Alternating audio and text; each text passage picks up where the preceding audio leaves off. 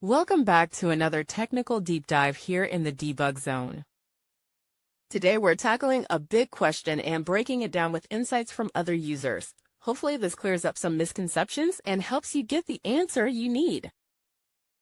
So buckle up, stay a little curious, and let's jump right in.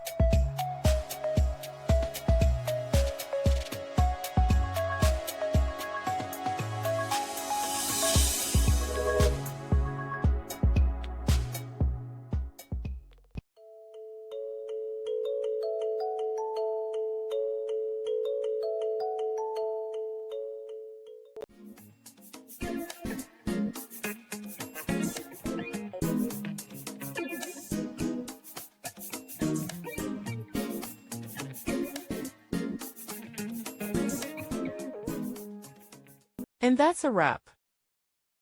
I hope you found the answer you were looking for. If you did, take a second to hit that subscribe button. It really helps out. And let me know in the comments which solution worked best for you. See you next time in the debug zone.